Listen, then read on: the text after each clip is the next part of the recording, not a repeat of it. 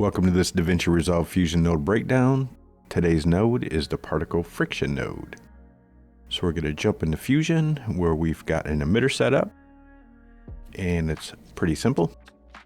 Under our style, we've got it on blob, got a color on it, and the size we got set to 6. And under controls, I'm just spawning 1 per frame with a lifespan of 300 and a velocity of 0.08. So our emitter looks like this. So the particle friction node, it applies resistance to the motion of particles, and it slows the motion through a specific region. And you can apply 2 types of friction. You can apply it to the particles as a whole, and you can apply it to the spin or the rotation of the particles. So let's jump in and add a friction node. So shift space pFriction, and we're going to input it after our emitter. So right off the bat, you can see it's applying friction, and we've got our region currently set to all. So the entire screen is its region, and we're going to change that. So we're going to make this a sphere, and let's make our sphere a little bigger.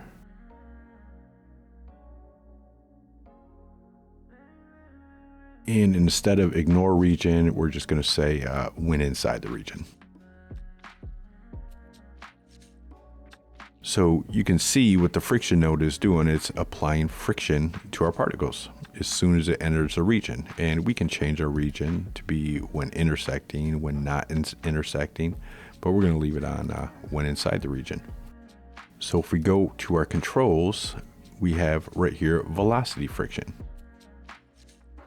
So in order to change the velocity and add some friction to it, all we have to do is raise or lower our friction number. So if we've got it all the way up, it's going to dead stop those particles. If we've got it all the way down, it's not going to do anything. But in between, it'll apply that amount of friction when it enters that region. So you can see our particles are slowing as they enter the region. And if you notice, they're staying slowed. So once that friction is applied, that new velocity is carrying over afterward.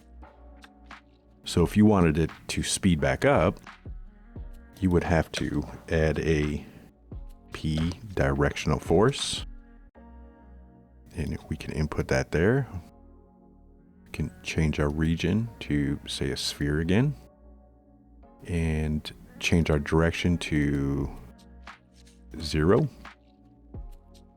We can make this bigger, and if we highlight both, we can see both of our circles, and we can move our directional force, and we need to tell it when inside the region. So as soon as it hits that directional force as it's coming out, it's speeding back up. And you can alter the speed or the strength or speed of that directional force as well. Or you can change the direction, so we can make it go up, or we can make it drop down afterwards. Now for the spin friction, we have to change our nodes here. And I'm going to change it to a line so you can kind of really see what's going on here. So let's change it to these lines and make sure we have no fades. And I'm going to raise this up. And I'm going to also add a bounce node. P bounce. I'm going to add that in there. And let's get rid of our directional force. And for region, I'm going to leave this on line, and I'm going to make our lines kind of bounce down. So there, now they're bouncing down. Now on this bounce node, what we can do is we can add some spin. So as soon as it bounces, it's spinning. So let's crank that spin all the way up. So we're getting some insane spin. So now we've got that weird spin going on. Let's move this down. Now on our friction, what we can do is when it's entering the area, if we want that spin to stop, we can change our spin friction. So if we raise this, you can see it's stopping that line from spinning. Or we can shut it all the way off so our lines continue to spin as it goes through the friction. Or we can raise it to affect how much we want it to spin. That is the pFriction node. Just remember, you can affect your velocity or your spin friction.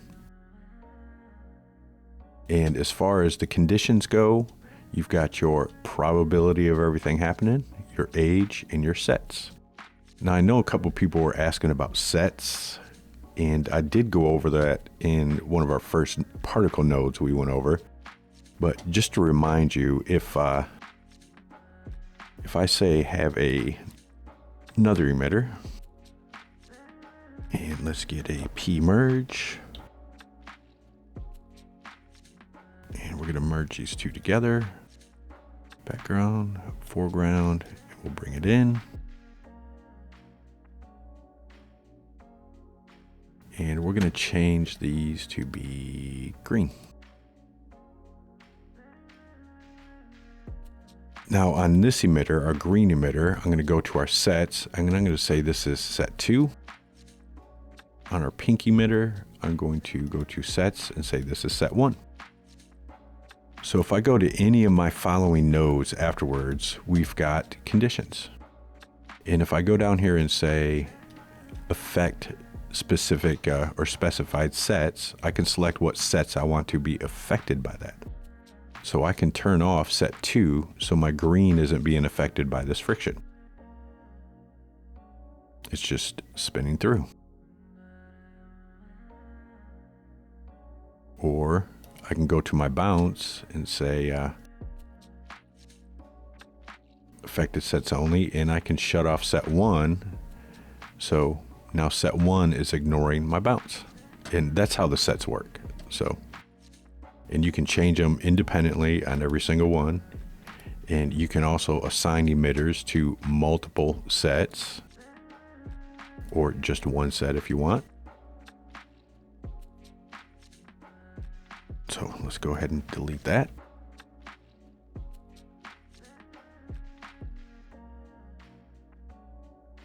And ignore sets. There we go. So that is the pFriction node. I will see you in the next node breakdown.